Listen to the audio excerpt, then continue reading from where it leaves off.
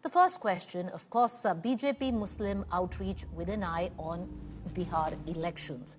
The other question, sabka saath or plain appeasement politics? Because now you have voices from the Congress and the Samajwadi Party coming out, even the RJD, saying that what is all of this? Because the BJP has never thought of the minorities. Suddenly, before Bihar elections, they're thinking of the minorities. This is just plain appeasement, something that they are always accused of. The other question that we ask, can outreach eclipse the anti-Muslim rhetoric, which many suggest that the BJP has followed of late? We've seen how Aurangzeb has been used as a trope or,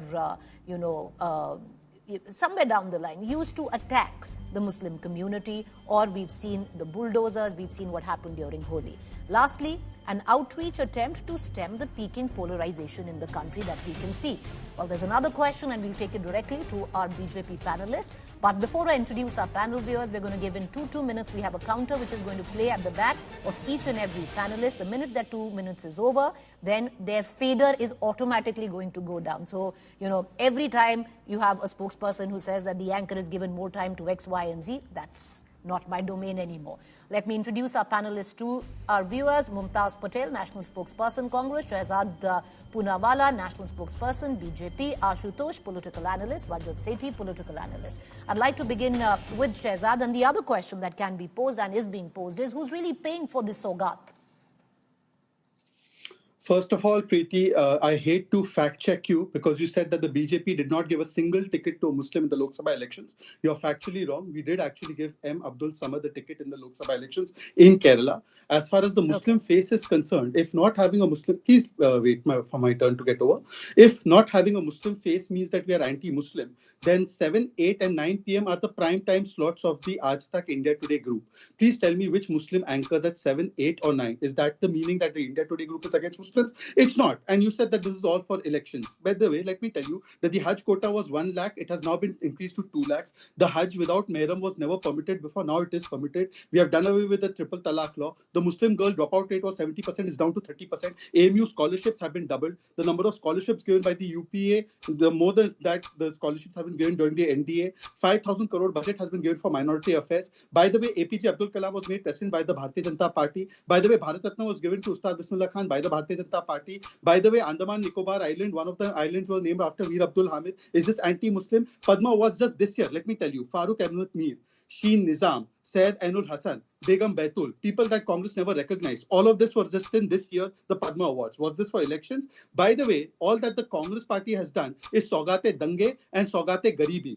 Jalgaon, Delhi, Ahmedabad, Bhiwandi, Bhagalpur, Hashimpura, Mumbai, Meerut, Malyana, all of these riots where thousands of Muslims were actually killed. And therefore, I tell my good friend Mumtaz कि मिली Saugat-e-Modi, दुखी है सारे विरोधी, इनका काम है केवल propaganda और भड़काने की ये जो राजनीति. I would ask Mumtaz that just compare the state of the affairs of Muslims in Gujarat and Muslims in Bengal. Bengal BJP has never ruled on poverty, on per capita income, on health indices, on participation in government jobs. Every place the Gujarati Muslim is far ahead than the Bengali Muslim. That was not done for elections.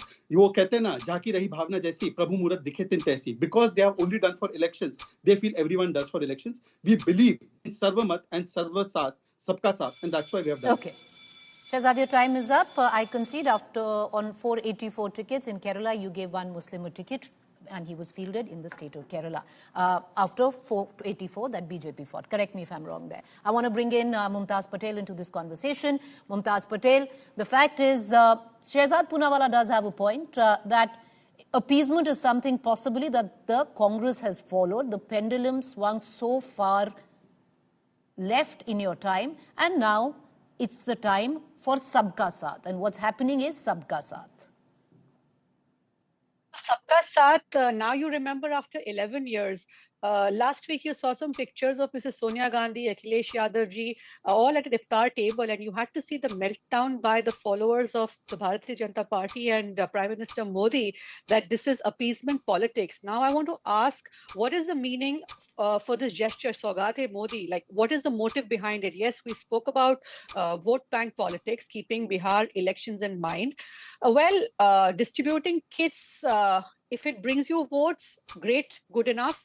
But what about the message of brotherhood and harmony that needs to percolate down to your followers, your people? Because on ground, this is not what you see. If you think that this is sabka saath, sabka vikas, where are you going to distribute these kits? What about the homes of those Muslims that have been bulldozed? What about people who've been lynched? It's becoming such a huge problem. Islamophobia is real. It is real on the ground. And this is purely because of the kind of language, the kind of attitude, the kind of approach this government and the supporters have been using towards the minority. When the opposition does this, you call it minority appeasement. When you distribute free ration, you call it bravery politics. So my question to the Bharatiya Janata Party is, yes, there are durust hai, but 11 saal baad aapko yaad aaya sabka saath, sabka vikas. Now is the time you remember that the minorities also need to be assimilated into the society. Their festivals, their culture should also be accommodated. And what are you going to now answer? Are you going to put out this grand gesture and then, like what you did to the Ladki Behan Yojana, again say that, okay, fine, 32 lakh kits cannot be distributed because it is out of budget? So these are just probably grand plans and just out of the box thinking for this point of time, just for votes, nothing else. That's all I can say. I welcome it, I appreciate it, but I'm sorry, I don't see the real intent behind this. All right, Ashutosh, you think that this is mere tokenism? Or do you think there is real intent? Because if you actually look at it, it's just not for the Muslim community. It's for Baisakhi. Even on Good Friday, they are going to be handed over, this small token. See, Priti, this is not even tokenism.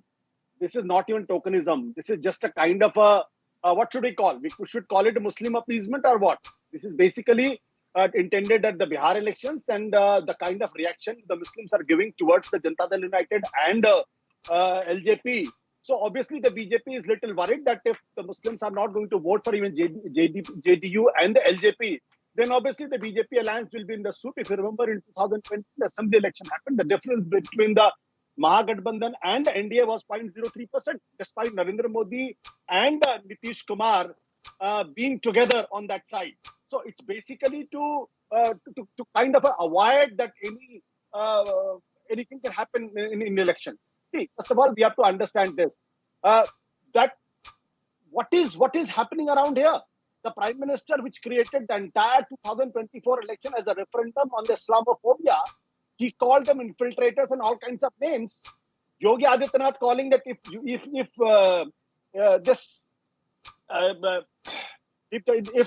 India alliance wins, then there will be Sharia Qanun in this country. Ram Mandir will be demolished. All kinds of things were used in that election. Election Commission, as you know, did nothing. So now you have come and said, no, I am the savior of the Muslims. I will help you out. And this happened despite 2 years back when in Hyderabad it was decided that the Pasmanda Muslims will be outreached by the BJP and several melas were held. And despite that, this happened in parliament election. So this is nothing else. This is only intended for the election. That this is just trying to fool Muslims, and Muslims are not so foolish that they fall for this. You just take it for this. Even the BJP cadre at the ground will not accept it. I'm telling you this because the reaction from the RSS at the bottom level is also very, very furious at the moment, because I had talked to many of them and they are not accepting this. All right, Rajat Sethi, you want to weigh in on this? Because the general perception seems to be, that there is a bit of trouble, at least where the allies in Bihar are concerned. Yesterday, the optics said it all, because that iftar party, which was hosted by none other than Chirag Paswan, had both the CM and the deputy sitting, besides them. On the other hand, now there are murmurs that the Waqf bill might not even come this session, and that was supposed to be the most contentious bill, that the government might just hold on to the Waqf bill and wait it out, after the Bihar elections. Do you think it's that, or is it just the larger context? One really doesn't need to read much into it. The BJP's ideology is very clear, but you keep needing to do this, often in terms of to project that at least the schemes are for everyone. I think, Preeti ji, there is something which is called common sense governance. What does common sense say is that you provide governance to all and appeasement to none. Do not put your communal blinkers on when you are trying to frame your public policies. That is underlying philosophy that should govern us, that should rule us. The problem is that if a Karnataka chief minister stands up in the assembly of Karnataka and tries and bulldozes 5% reservation exclusively on religious lines, then he's putting his communal blinkers on in order to see public policy directly from those lenses. That is the problem. If there is no differentiation on religious lines and governance, and the benefits and fruits of development are spread to every section of the society, we should not read politics into it. This is plain speak governance, where every Indian citizen has a claim to that governance, not something that Manmohan Singh has been saying. Another thing that I have deep problems with is the way you and Ashutosh ji are trying to conflate the issue of illegal infiltration in our country to being labeling the entire Muslim community as termites. Nobody from the BJP, and you can call me out and correct me, has ever said the Muslim community is termites. These are meant for all kinds of illegal migrants, be it from any religion. Now, let me clarify this and double underline this, because this narrative has been peddled for far too long. Who was Aurangzeb? A lineage from a Mongol does not represent all of the Indian Muslims here. He is being called out in an isolated way. And he is being called out for the sole reason that there were atrocities, systemic atrocities against the Hindu communities for several decades under his rule. This is why he's being called out, not as a trope for all the Muslims living in our country. The problem is that you try and put these things, juxtapose these things in a way so that it sounds and looks communal, because you are colored by those narratives. Okay, Rajan Sethi, your time is up. You know, it's not about who's colored or who's not. I'm going to circle back to what you just pointed out, because I don't think it's only an Ashutosh or an XYZ who makes that point. It is a point of perception. It is talked of. Therefore, it is spoken about. And I don't think that just comes in from political experts. Having said that, I'm going to give in two more minutes to all our panelists. I'm going to cut across to Shehzad again. Shehzad, 2 minutes to you to begin with. The question that I asked, who is paying for it if there is Saugat-e-Modi, which is going down to 32 lakh households in this country? The question is plausible. Yeah. Is it coming in from the people's exchequer, taxpayers? No, absolutely not, Preeti. By the way, this is a party program. So our minority department, the BJP's minority department is running it. And therefore, the BJP foots the bill for it. And by the way, just a few weeks ago, we gave out holy kits. We had celebrated Pongal. We had celebrated Christmas. You would remember the Snehi Yatra, which was discussed ad hominem on your channel in a very big way. We have celebrated Prakash Parv of all our Sikh gurus also. So this is something that we do every time. Mumtaz ji just now said that you saw the pictures of Sonia ji during Iftar. Of course we did. And we are happy that she's in good health. But Mumtaz ji, we didn't see Sonia ji's picture in Mahakumbh. We did not see Sonia ji's picture during Holi. And that is the problem. The problem is you won't celebrate a Pongal. You won't celebrate a Holi. You will celebrate Iftar. Okay, you want to give that messaging. That's up to you. We celebrate everything. Thirdly, let me come to the more important point and substantive point. Because Mumtaz, my dearest friend, is here from Gujarat. Gujarat, the population of Muslims is 9 or 10%. Their share in public sector jobs is 9-10%. Bengal, the share of Muslims in population is 25%. The share of Muslims in public sector jobs in Bengal is just 2%. And that answers a lot of questions that Ashutosh has in his mind. In fact, Rajat made the most relevant point. 80 crore people got ration. 13 crore got toilets, 12 crore got cylinders, 11 crore got all kinds of other facilities, 25 crores were pulled out of poverty. One instance, Ashutosh ji, where Muhammad did not get and Mohit got. One instance where, say, Preeti got, but Pirzada did not get. So one instance you prove to me, I will bow down. And lastly, Preeti ji, see, in the starting, you said that 0 MPs were given the candidates from BJP. Then you corrected yourself. That is gracious of you. You said 1 out of 484. Yes, madam. But ma'am, you have not answered very humbly. 7 p.m., 8 p.m., 9 p.m., most important timing of India today. Where is the Muslim anchor of 7, 8 or 9 p.m. in English channel? Is Rajdeep Sardesai anti-Muslim? Is Preeti anti-Muslim? Is Mr. Rahul Kawal anti-Muslim? If your logic is that I have not given Muslim face, no, madam. My grandfather chose this country because he said, to hell with Jinnah, I believe a Nehru. Okay. Sir, his time is up. Allow me to go to our other panelists. You asked me a question on why is it that the top or the 7, 8, 9 or even 10 rather, why do you even need to stop at that? That all 4 programs or shows on India Today do not have a Muslim face. I just would like to say this very different, Shehzad, because these are just 4 shows. You 484 is all I'm saying. And it's not, it's not an argument. You can keep talking. We can't hear you. Shehzad, we can't hear you. You can keep talking. We'll come back to you, right? I want to bring in, so 484 and 1 ticket, right? So that was all I was trying to say. I want to bring in Mumtaz into this conversation. Mumtaz, your 2 minutes begin now, because somewhere down the line, if you look at it, Mumtaz, there's really nothing wrong in terms of providing everyone with equal governance. And that is what the point that Shehzad and Rajat Sethi were trying to make. Why communalize something where there is nothing to say? Absolutely, Preeti. So that's what the Constitution calls for, equality and justice for all. But after, like I said in the beginning, after 11 years, you remember that you have to appease the Muslims now, or you have to bring this sort of a gift to them now. Shehzad, Rajat spoke about termites, and you said perception. Of course, it's all about perception. When you have the Prime Minister of the country standing on a podium and talking about Mangal Sutras being snatched away, your buffalo being given to your neighbor because they're going to be Muslims. Okay, now what kind of messaging does that say? When you have a union minister saying Goli Maro Salon ko, okay, you speak about Aurangzeb. Today, if I speak about Aurangzeb, I'm a Muslim, I am being told to go back to Pakistan. My forefathers have participated in this, in the freedom struggle, but yet today my nationality, my integrity, my loyalty is questioned. And every day I'm told to go back to Pakistan because I chose to speak on a subject like Aurangzeb, where I just told people that your fight is not against Aurangzeb, your fight is against inflation, your fight is against unemployment, your fight is for a better future of this country. Okay, you talk about Gujarat, you talk about Gujarati Muslims. In 2017, the Vidhan Sabha election was polarized towards the end by putting out a message by the Prime Minister himself that if the Congress is brought into power, then there is a conspiracy in Pakistan to elect my father, Ahmed Patel, as the Chief Minister. Now, this is what you're trying to message out to the public, that you'll have a Muslim Chief Minister. Where does then your gesture towards equality and sabka saath, sabka vikas go? Why? If my father, suppose, was to be the Chief Minister also, just because he's a Muslim, he cannot be. He's been elected thrice to the Lok Sabha. He's served the country. Why cannot he be the Chief Minister of Gujarat? Because he's a Muslim.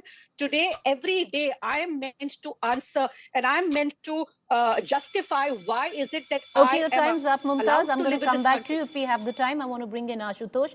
Ashutosh, the fact is, at a time where there is a polarizing atmosphere, and nobody can really deny that, this should be looked at in a good way. Why second guess, question it? If there is an attempt to temper down the atmosphere, why not?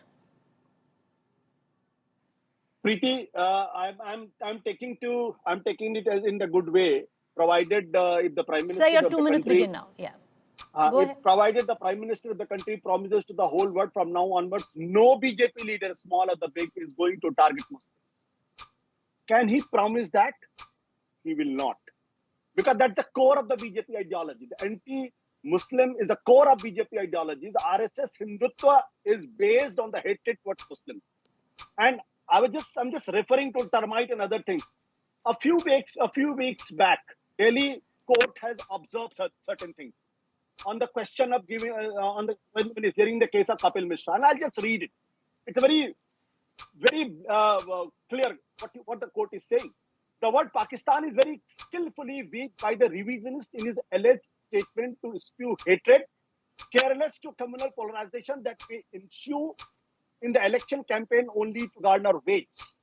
The court has also observed that this is the outcome of politics of divisiveness and politics of exclusion, which is a threat to the democratic and the plural fabric of the country. Divide and rule policy of the colonialists are sadly still in practice in India. This is not my statement. The court also understands in what context the Pakistan is used, in what context the Aurangzeb is used, what context the Bangladesh is used, and in what context Mr. Amit Shah has used in some word called termite. This word termite is directly taken from the Hitler's book, Went Off. The internal enemies. Mohan Bhagwat said about it in 2023 in Ahmedabad. So something self-proved, self-evident doesn't need proof. Somebody is trying to justify that the BJP gave ticket to the Muslims. How many cabinet ministers are there for the Muslim community at the center and in Lucknow? I just want to know this. 1, a 0. So whom are trying to prove? That there are certain universal truth about the BJP, and the truth is hates Muslims. Okay. All right. Your time ends now. I want to cut across to Rajat Sethi. Rajat Sethi, 2 minutes to you. The questions that you pose, I think it would be a little foolhardy, Rajat Sethi, that if you're going to just say that the perception of an anti-Muslim rhetoric where it comes down to the BJP is an imagination of political analysts, you can continue to choose to believe that. But another question, Rajat Sethi, at least with what we're witnessing, do you see the Waqf board bill coming in this session of the parliament? Well, Your time begins now, Rajat. I am not the member of parliament, Preeti ji. The committee in charge of looking at it knows what are the issues, where is the current status, they've tabled it, and it's in the hands of the parliamentarians to take it forward. But let me tell you categorically, Waqf bill is trying to correct a historic wrong. The existing form of whatever Waqf stood for was against natural justice. I don't understand why such a bill, why such an act was in place. No Supreme Court, no High Court looked into this, how patently anti-natural justice this bill was. And I'm happy that somebody is actually taking the onus to actually look at it, remove all the problems and issues with it, and all parliamentarians of all parties are coming together and debating things. It is as absurd a bill as it can get. And I'm very happy as a citizen of this country that it is being relooked at. If tomorrow a bill, if you change the religion, if a Hindu parallel of Waqf was created, and that gave the rights of Hindu seers to point out at any property and claim that this belongs to some religious body of Hindu sects, then what will happen? You would be crying every night on television shows trying to say that this is against natural justice. The same is with Waqf, and I think we have debated ad nauseum on Waqf. There is absolutely no support of that bill, of that act in its current shape and form. It has to be corrected, period. Now, let me get back to it.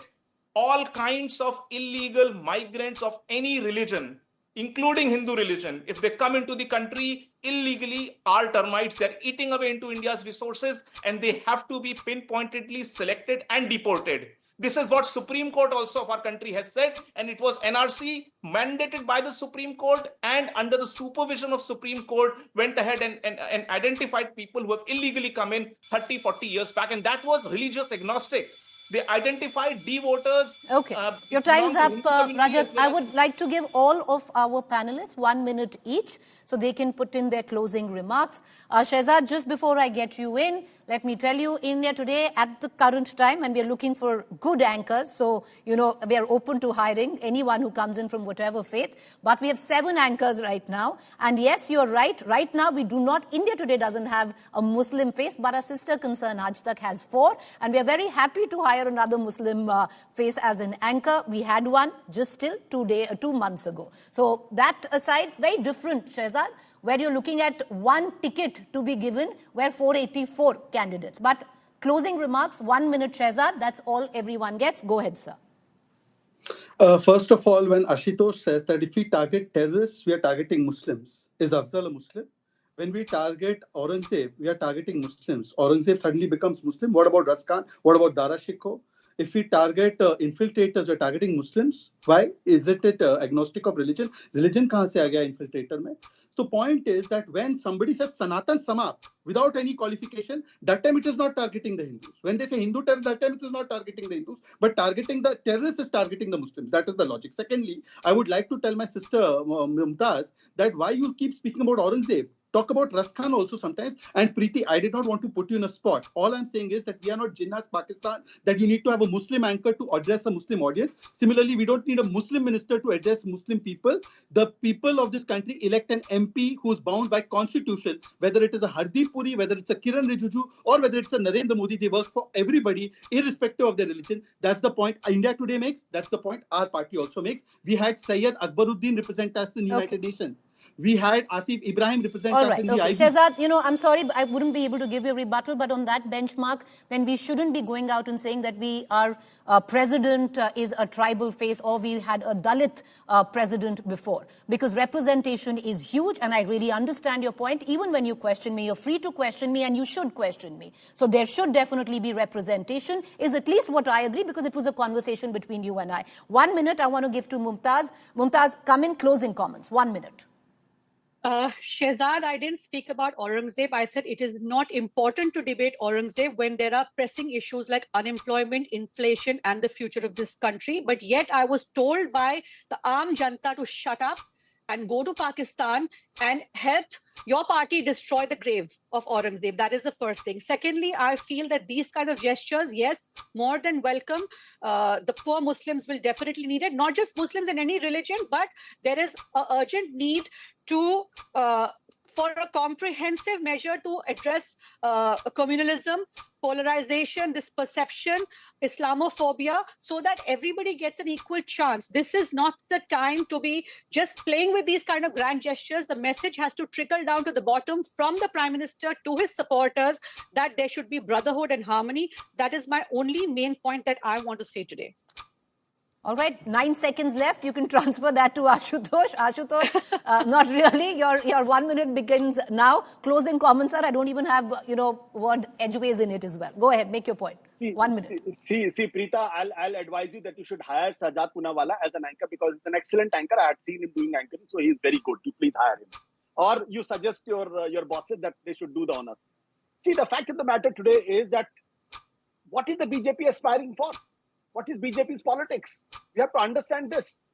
I don't want to go back to the Golwalkar and quote what Golwalkar has said about the Muslims or what the Bhagavad has said. The fact is that today even the Bhagavad is so much upset with the BJP's politics that he has to say the बिना मुसलमान के हिंदुत्व अधूरा है. सबका DNA एक है. हर मस्जिद में शिवलिंग को खोजना ये भागवत को कहना पड़ रहा है क्योंकि he is also very upset because the things are going too far. And it is taken in the direction which can someday might lead to some historical accident. And that's what the worry is.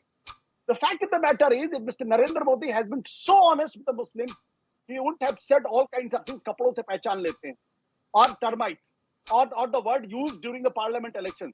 I'm sorry to say this. Sir, time up. Time up. Sir, 1 minute. I want to immediately give it to Rajat because I'm really short of time. Rajat, time begins now. Go ahead. Closing comments. We have spent 30 minutes but the logical needle hasn't swung. So I really pity your viewers who would be sitting here. We have tried to clarify, made an alternate point of view, but still stuck. Termites is equal to Muslims according to Ashutosh ji. What do I even say now? Again, I appreciate BJP. BJP knows very well that the way a mindset of the Muslim community and citizens of our country has been colored by the opposition leaders, they will not be able to win this battle. But I appreciate their efforts that they are putting in. They are still making the outreach in the hope that they can win the hearts. They have ensured that the Muslim women are given the freedom out of the clutches of certain very, very Stone Age level laws. That protections have been given and they believe that possibly the Muslim women will take the leadership of joining hands and voting for the BJP. At some point, this agenda of the opposition would be cut short and BJP might be able to make inroads and have electable members of parliament who belong to Muslim community also. All right, well, let's just hope that happens. Just 6 minutes left, 6 seconds left. This is really good. Maybe Shehzad would have wanted that, but we're going to let it go. I appreciate all 4 of you for joining us. Thank you there.